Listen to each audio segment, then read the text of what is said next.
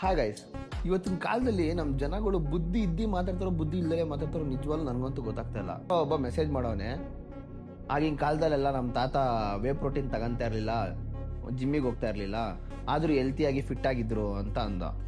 ಏನು ಮಾತಾಡ್ತಾ ಇದೆಯೋ?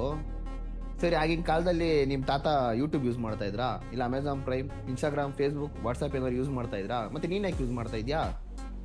ಅದೇ ಥರನೇ ಆಗಿನ ಕಾಲದಲ್ಲಿ ಅವರು ತಿನ್ನೋ ಫುಡ್ಡು ರೈಸು ಇಲ್ಲ ಮುದ್ದೆ ಇಲ್ಲ ಏನೇ ಫುಡ್ ತಿಂದ್ರು ಹೊಲ್ದಲ್ಲೋಗಿ ಬೆಳಿಗ್ಗೆನ ಸಂಜೆ ಗಂಟೆ ಹೊಲ್ದಲ್ಲೋಗಿ ಕೆಲಸ ಮಾಡೋರು. ಕೆಲಸ ಮಾಡ್ಬೇಕಾದ್ರೆ ಅವ್ರಿಗೆ ಆ ಕಾರ್ಬೋಹೈಡ್ರೇಟ್ ಸೋರ್ಸ್ ಬಂದು ಫ್ಯೂಯಲ್ ಆಗಿ ಕನ್ವರ್ಟ್ ಆಗ್ತಿತ್ತು, ಅವ್ರಿಗೆ ಎನರ್ಜಿಯಾಗಿ ಕನ್ವರ್ಟ್ ಆಗಿ ಕೆಲಸ ಆಗ್ತಾಯಿತ್ತು ಬಾಡಿ ಒಳಗಡೆ. ಸೊ ಹಂಗಾಗಿ ಅವ್ರು ಹೆಲ್ತಿಯಾಗಿ ಫಿಟ್ ಆಗಿದ್ರು.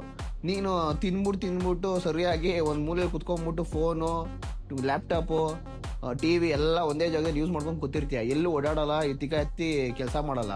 ಈ ಕುಂಬಳಕಾಯಿಗೆ ಇಂಜೆಕ್ಷನ್ ಮಾಡಿಸಿ ದಪ್ಪ ಮಾಡ್ರೆ ಹೆಂಗೆ ಕಾಣಿಸ್ತೀಯ ಹಂಗೆ ಕಾಣಿಸ್ತೀಯ. ಸೊ ಅದಕ್ಕೇನೆ ಕಾಲ ತಕ್ಕನಾಗ ನಾವು ಕೂಡ ಚೇಂಜ್ ಆಗಬೇಕಾಗುತ್ತೆ. ಸೊ ನಾವು ಇವಾಗ ಹೋಗ್ಬಿಟ್ಟು ಹೊಲ್ದಲ್ಲಿ ಕೆಲಸ ಮಾಡೋಕ್ಕಾಗಲ್ಲ. ಸೊ ಅದಕ್ಕೆ ಅಂತಲೇ ಜಿಮ್ಮಿಗೆ ಹೋಗಿ ವರ್ಕೌಟ್ ಮಾಡೋದು, ನಾವು ತಿಂದಿರೋ ಫುಡ್ಡು ಮೀನ್ಸ್ ಕ್ಯಾಲರೀಸ್ನ ಹೋಗಿ ಬರ್ನ್ ಮಾಡೋದಕ್ಕೋಸ್ಕರ. ವೇ ಪ್ರೋಟೀನ್ ಹೆಂಗೆ ತೊಗೊಬೇಕು ಅಂತ ಅಂದರೆ ನಮ್ಮ ಮಸಲ್ನ ರಿಕವರಿ ಸೋರ್ಸ್ಗೋಸ್ಕರ ತೊಗೊಬೇಕು ಅಷ್ಟೇ. ಇವಾಗ ಹೆಂಗೆ ನಿಮ್ಮ ಹಳೆ ಕಾಲದಲ್ಲೆಲ್ಲ ನಿಮ್ಮ ತಾತ ಇಂಟರ್ನೆಟ್ ಎಲ್ಲ ಹೆಂಗೆ ಯೂಸ್ ಮಾಡ್ತಾಯಿಲ್ಲ, ಇವಾಗ ಹೆಂಗೆ ನಿಮ್ಗೆ ಇಂಟರ್ನೆಟ್ ಬೇಕೇ ಬೇಕು, ಅದೇ ಥರನೇ ಪ್ರೋಟೀನ್ ಕೂಡ ಬೇಕು.